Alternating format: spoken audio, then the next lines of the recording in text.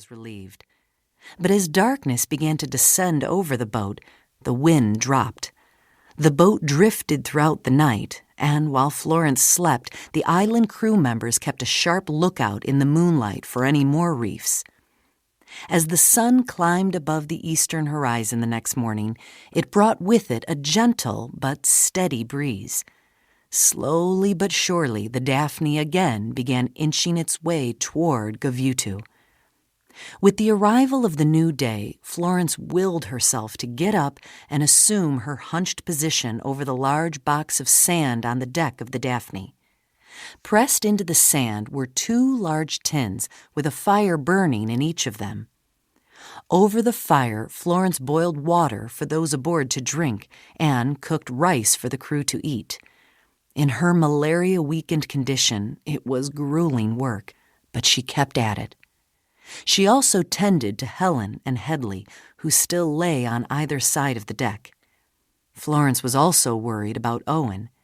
The captain was not doing well either, but despite his raging fever, he resolutely kept his position behind the Daphne's wheel.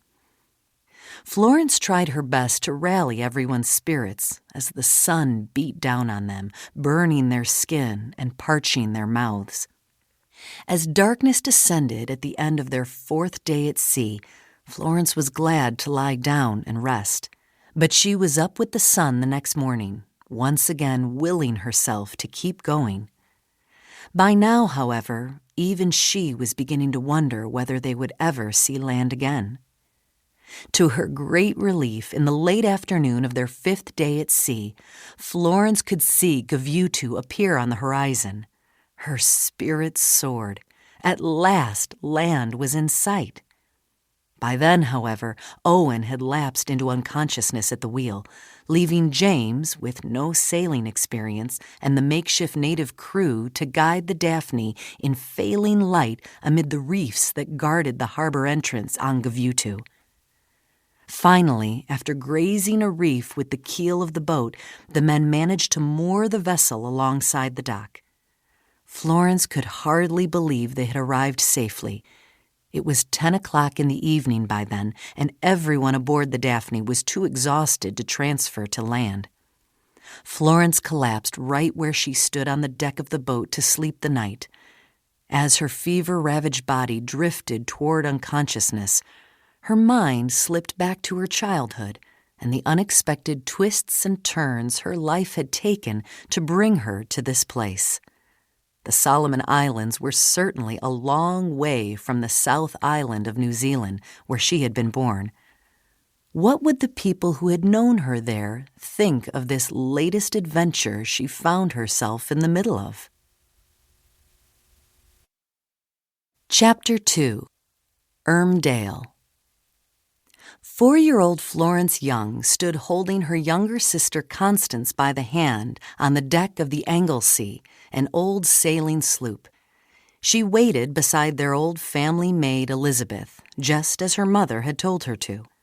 Florence scarcely knew in what direction to look first. Passengers, hat boxes, and carpet bags in hand were streaming up the gangplank. Some dabbed their eyes with handkerchiefs, while others waved bravely at the crowd standing on the London dock. Florence caught glimpses of her family, too.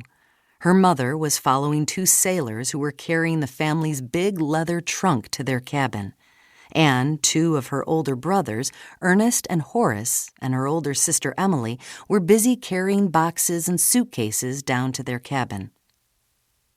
As Florence watched the scene, she tried hard to recall all she could about the trip from the British colony of New Zealand to England 2 years before. She was only 2 years old then, but some things were burned into her memory. She recalled the way her father had to help the captain man the ship when the first and second mates both ran off to join the gold rush on the west coast of the South Island of New Zealand.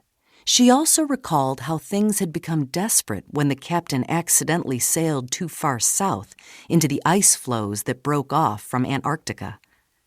She had never felt so cold in her life. Icicles hung from the rigging, and the deck was so slick that the children were forbidden to go topside for 3 weeks